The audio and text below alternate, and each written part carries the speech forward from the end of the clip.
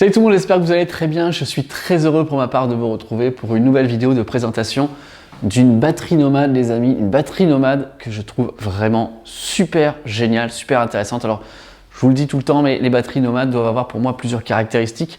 La première caractéristique, c'est d'être une batterie LFP. C'est son cas, elle confère énormément de cycles de charge et de décharge. Ici, le constructeur nous parle d'une durée de vie de 6000 cycles avec encore 70% de sa capacité à 3500 cycles. Dans l'idéal, une batterie doit être aussi capable d'y connecter une batterie secondaire, c'est son cas. Une batterie idéale doit aussi être connectable à Internet, on peut le faire. Et une batterie nomade doit être aussi capable d'être utilisée en extérieur, mais aussi de pouvoir en 2025 la connecter à la maison.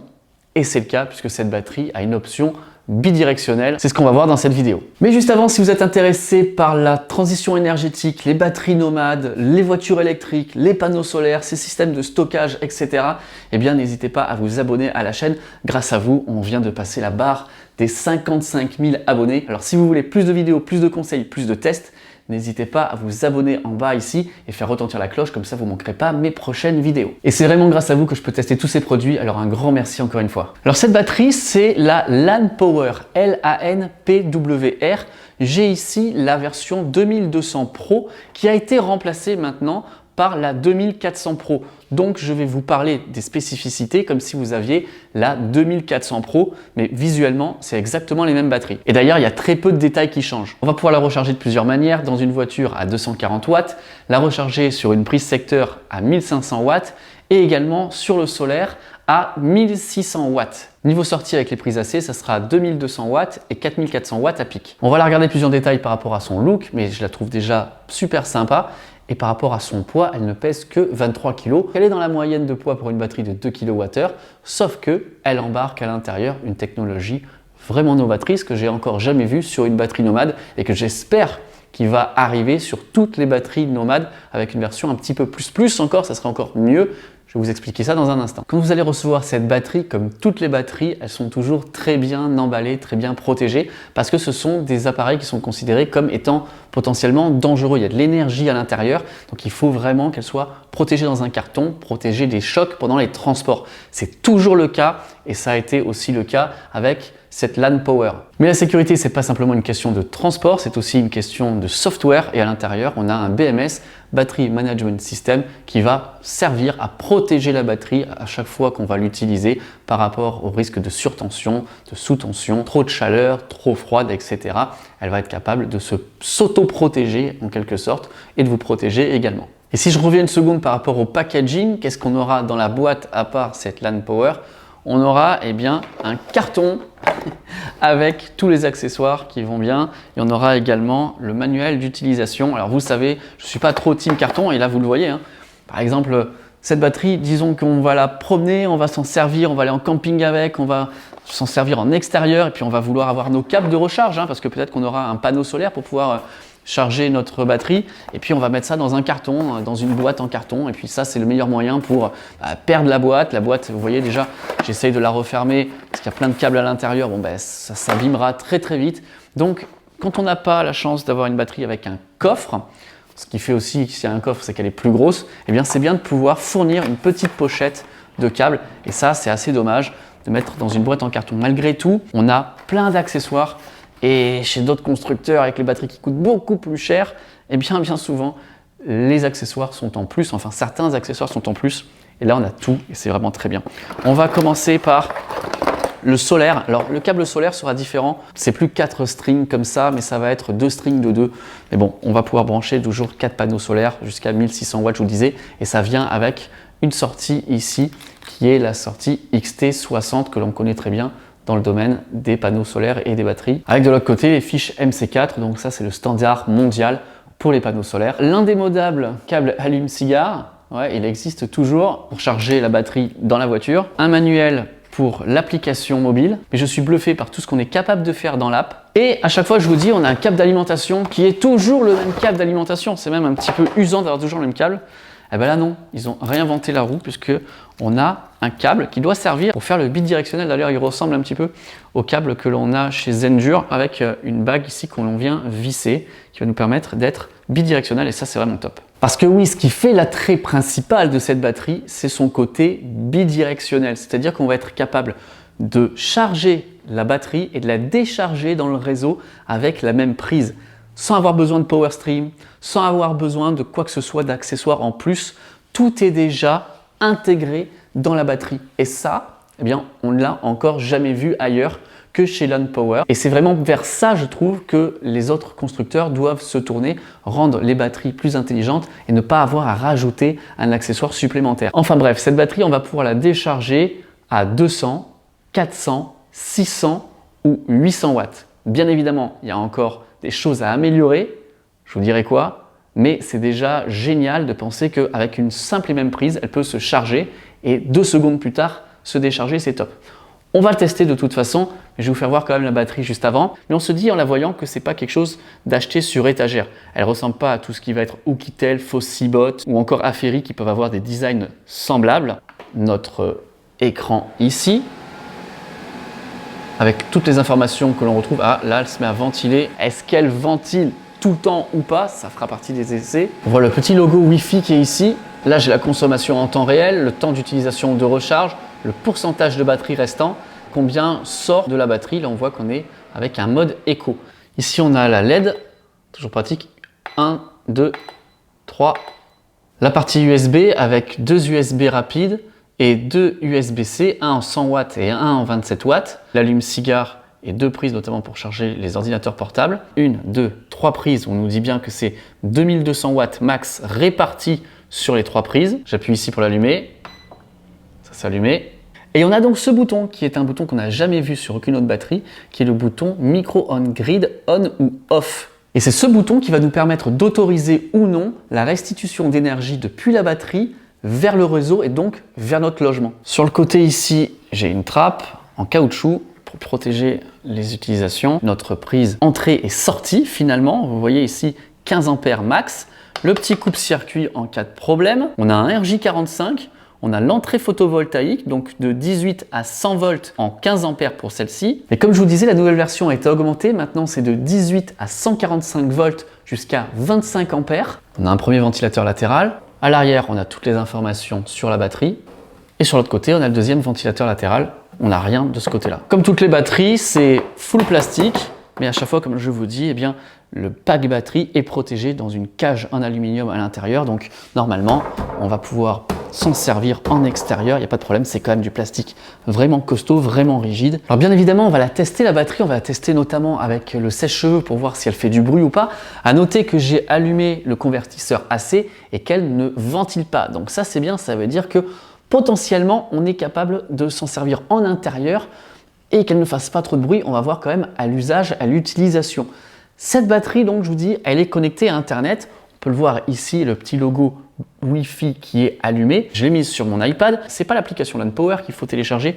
C'est une application un petit peu, je pense, comme Tuya générique, mais qui a été adaptée pour la batterie. C'est l'application Wonderfree, iOS et également sur Android. Et on a, je trouve, beaucoup d'informations. On a un côté input entrée, un côté output sortie. J'ai allumé le AC, je peux l'éteindre. Voilà, ça fait clic. Je vais le rallumer. En mode sortie, je peux sortir 200, 400, 600 ou 800 watts et faire aussi joujou avec la lumière. Moyen, voilà, on va faire le SOS également. SOS, ok, c'est bon, éteins-toi, merci.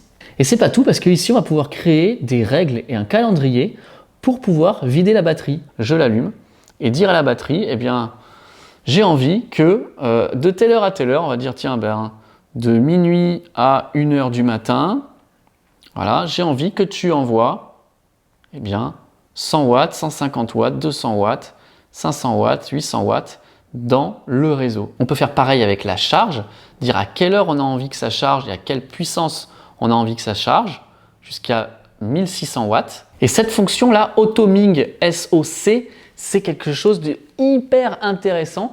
Imaginez que vous avez votre batterie connectée à des panneaux solaires. Vous allez prioriser la charge de la batterie avec le solaire, mais arrivé à un certain pourcentage, vous allez dire à votre batterie en fait de passer en mode bypass. Tu vas continuer à te charger, certes, mais tu vas envoyer X watts dans le réseau de manière automatique. Et quand la batterie se sera déchargée en dessous de ce pourcentage, eh bien à ce moment-là, on va arrêter et on va prioriser l'énergie pour la laisser dans la batterie. Par défaut, c'est réglé comme ça. À partir de 95% de charge dans la batterie, on va renvoyer dans le réseau et arrivé à 90%, on va s'arrêter. Mais je peux régler eh bien, un petit peu comme je veux le réglage de pourcentage de démarrage et le pourcentage de fin. Donc oui, cette batterie est une vraie batterie nomade / connectable à la maison. Vous allez me dire, oui, mais je vous vois venir et vous avez tout à fait raison, mais on ne sait pas au watt près combien consomme la maison et donc on est obligé de lui dire arbitrairement, fais ça, tant de watts, tant de watts, tant de watts. Mais rappelez-vous que c'est exactement ce que l'on faisait l'année dernière avec les Zendure, EcoFlow, Anker, etc. On n'était pas capable de pouvoir mesurer la consommation à l'instant T au watt près de notre maison. Et ça a été possible avec l'implémentation du module Shelly à ces écosystèmes qui a permis de rendre vraiment intelligentes ces systèmes. Mais qu'est-ce qui empêcherait en fait LAN Power de travailler avec Shelly et à ce moment-là d'intégrer ça à leur application et de dire à la LAN Power, ok, tu vas pouvoir te charger et te décharger exactement comme le font finalement les Endure Hyper. On peut la transformer avec le Ace, mais on n'est pas du tout sur le même type de produit. Ici, on est bien sur une batterie 100% nomade qui peut être aussi 100% domestique. Place au test maintenant avec le test du sèche-cheveux. Je me suis mis en température intermédiaire et on va commencer avec la vitesse 1. Est-ce qu'elle va faire beaucoup de bruit ou pas? Pour l'instant, on consomme 550 watts.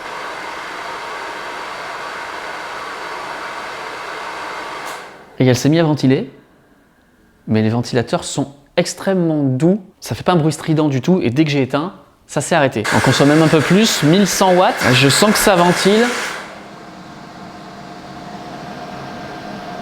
Ouais, ça y est, elle ralentit. Et elle s'arrête.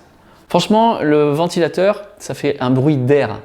Donc ça va. Moi, les ventilateurs qui font ce bruit-là, ça me dérange pas trop, c'est pas strident, ça va. On augmente la puissance de la résistance. Je mets au maximum, directement vitesse 2. Du coup, on va consommer aux alentours de 2000 watts. On va voir ce qui va se passer. Ok, ça ventile. Ouais, peut-être un peu plus. Là, elle vient de prendre un ton supplémentaire. Allez, je coupe.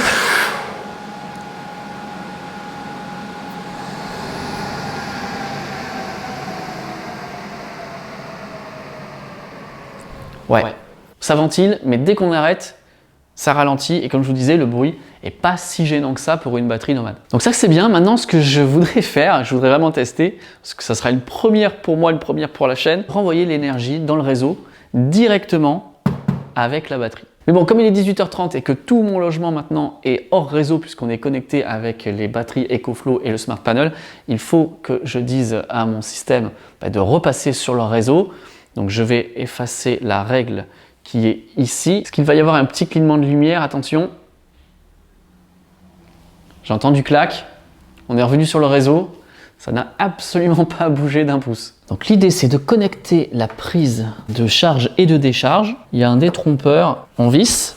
Voilà, comme ça, c'est vraiment bien protégé. Ça, c'est top, hein. On risque pas de se prendre les pieds dedans et de pouvoir tout arracher. Ça, c'est vraiment super. On va connecter la batterie au réseau. Déjà, il y a marqué UPS, elle fait onduleur. Donc à partir de maintenant, si je branche un appareil et qu'il y a une coupure de courant, ça sera la batterie qui instantanément prendra le relais en quelques millisecondes. On ne se rendra même pas compte qu'il y a un problème. On fait toujours le test sur la télé. Mais là, aujourd'hui, vous conviendrez qu'on ne va pas le faire. Je pense que ça sera beaucoup plus intéressant de faire le test de la charge et des charges bidirectionnelles. Alors, on est dans l'application. J'ai éteint toutes les règles possibles. Et on va lui demander de se charger. Mode de charge AC, il est là. Donc, il faut appuyer sur le bouton pour lui valider la charge. Charge normale, rapide et lent. On a de l'entrée d'énergie, input 75 watts, 400 watts, 500 watts. Voilà, 630 watts, ça ne bouge plus. On va demander maintenant charge rapide.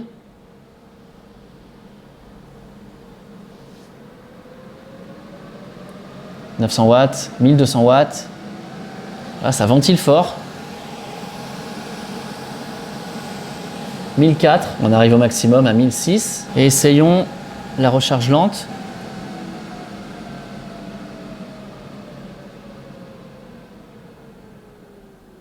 Ça ventile plus. Ah ouais, ça ventile pas à 300 watts, j'ai bon espoir pour qu'on puisse l'utiliser sur un ordinateur, à la télé, tout ça, que ça ne nous dérange pas avec la ventilation. On est tombé aux alentours de 400 watts. Très bien, on va arrêter ça. Et maintenant, ce que l'on veut, c'est tout de suite après sortir de l'électricité. Et ça, c'est dingue. Encore une fois, j'ai pas de power stream, j'ai rien. C'est juste la batterie qui va faire le travail. Il suffit d'appuyer soit ici dans l'application MIG qui vient d'apparaître. Et regardez, instantanément, on a 200 watts qui repartent dans le réseau. Donc l'idée avec cette solution, c'est de se dire, ok, j'ai ma batterie, elle est capable de pouvoir charger facilement avec du solaire à 1600 watts. Qu'est-ce que je fais dans la journée? Je charge l'excédent de production photovoltaïque de mes panneaux solaires dans la batterie. Quand la batterie est suffisamment chargée, elle peut faire de l'autoconsommation. Donc en fait, cette batterie se transforme en onduleur. En fait, ça devient du plug and play avec les panneaux, le stockage, l'onduleur pour renvoyer et avoir un mode bypass dans la batterie directement. Et après, le soir, eh bien, on le fait une seule fois, on le rentre dans l'application. Je lui dis tous les soirs, à 18h, à 19h, à 20h, etc., selon la période de l'année, tu vas te vider, tu vas te décharger à 200 watts, à 300 watts, à 400 watts, parce que je connais plus ou moins mes habitudes d'utilisation et ça va se faire tout seul. C'est pas parfait parce qu'on n'a pas la connectivité avec un Shelly, donc on ne peut pas renvoyer directement notre véritable consommation.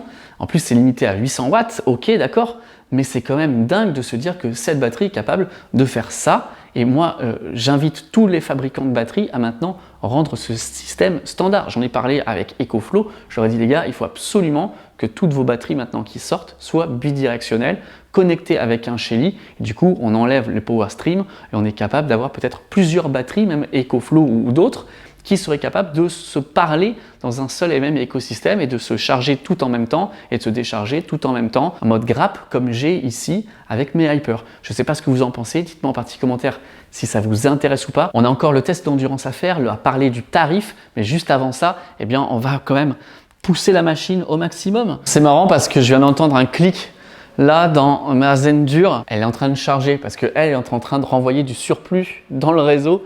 Et elle est quasiment chargée à fond, mais pas totalement. Et du coup, elle a cliqué, elle est en train d'absorber le surplus d'énergie de la LAN Power. C'est dingue. On ne va pas avoir le même usage, effectivement, de ça comparé au Hyper, mais dans l'idée, c'est à peu près la même chose. C'est assez intéressant de voir comment les choses évoluent, comment ces différents systèmes cohabitent, comment ils ont été pensés différemment les uns les autres. Cette batterie-là, vous entendez ventiler derrière moi, on ne la mettra pas comme ici le Hyper dans le salon. Moi, elle fera 0 décibels.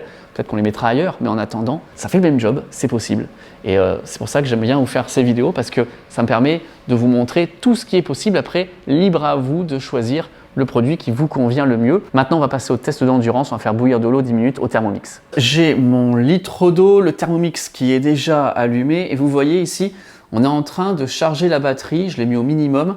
Mais je voudrais aussi tester le mode UPS puisque on a l'électricité qui vient du réseau, qui va dans la batterie et qui alimente le Thermomix. Je verse mon litre d'eau, 10 minutes à 100 degrés, vitesse minimum. Ça ventilait très faiblement quand on était en train de la recharger. Maintenant, on a deux choses qui se passent.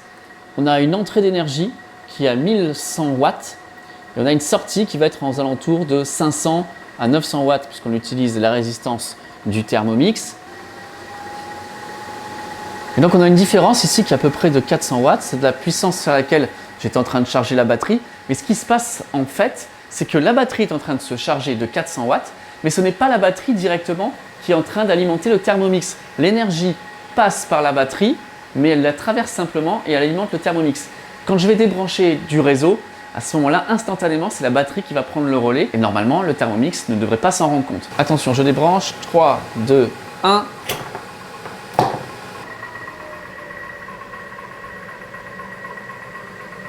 Alors vous voyez, le Thermomix n'a absolument pas coupé, mais par contre, on a ici une différence. On n'a plus le logo UPS et on voit bien qu'il n'y a plus rien qui rentre, mais on a toujours la sortie d'énergie. Donc ça fonctionne bien.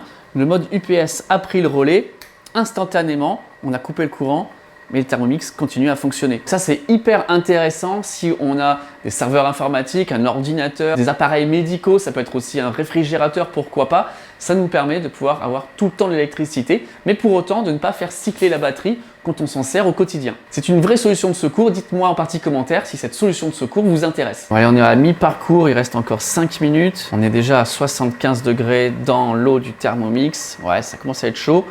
Et là, ça ventile, mais ça ventile, on va dire, ok. Ça fait pas trop de bruit, on a un bruit d'air, pas un bruit de moteur strident. Donc ça va. Et pour l'instant, la batterie est encore à 55%. On pourrait continuer comme ça pendant encore plus d'une heure. Ok, il reste tout pile une minute. L'eau est à 100 degrés. Du coup, eh bien, le Thermomix s'est arrêté. Là, on prend 300 watts. Ça ne ventile plus, mais on va regarder la température de la batterie. Est-ce que c'est chaud? Ben, c'est pas chaud du tout. Là, je suis à 24 degrés. Même les éléments à l'intérieur ne sont pas chauds non plus. Donc, qui dit batterie pas chaude, dit batterie qui n'a pas eu besoin de ventiler beaucoup, dit donc batterie plutôt efficiente. Ça y est, c'est terminé. Combien on a encore de pourcentage dans la batterie? On a encore 52. Donc là aussi, ça s'est super bien passé. Du coup, c'est une batterie qui a passé brillamment tous les tests.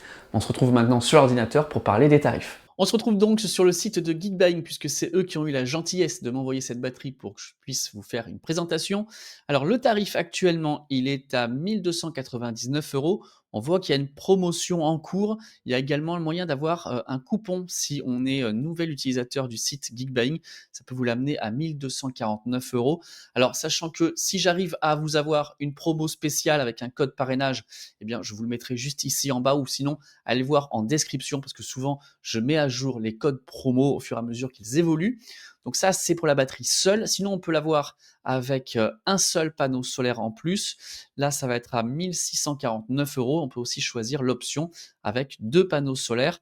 Et là, on sera à 1 999 €. Pour résumer, je suis agréablement surpris par cette marque, par ce produit qui semble sortir de nulle part et qui a mis en place une technologie qui a mis une génération d'avance, en tout cas dans le côté bidirectionnel, au EcoFlow, au Blue Yeti, etc. On manque un petit peu peut-être de communication, c'est vrai qu'on ne les voit pas, ils n'ont pas une très grande visibilité, on ne les connaît pas vraiment. Créer un véritable écosystème assumé, lancer peut-être plus fièrement la marque, parce que les amis de chez LAN Power, bah c'est vrai que vous tenez quelque chose de vraiment super intéressant.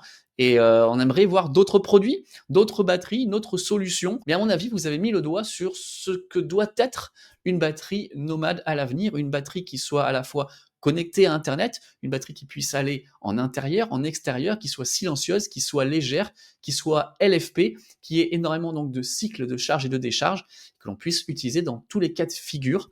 Et c'est ce que fait votre batterie. Donc, chapeau, chapeau LAN Power pour ce produit. Non seulement elle est bien conçue, bien équipée, mais en plus elle a un tarif qui est plutôt agressif. Et je me demande pourquoi les autres marques n'ont pas encore développé la charge bidirectionnelle et cette intelligence comme ils ont mis en place eux.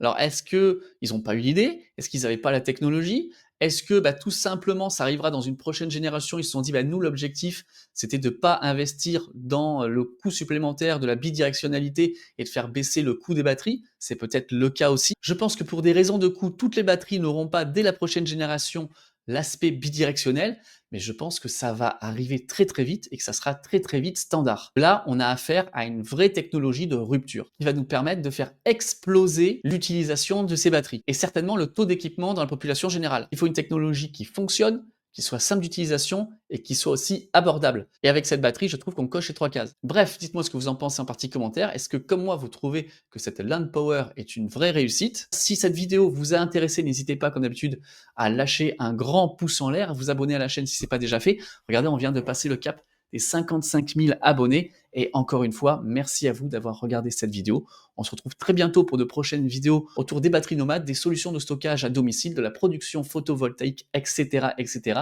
La transition énergétique en somme. Allez, salut tout le monde.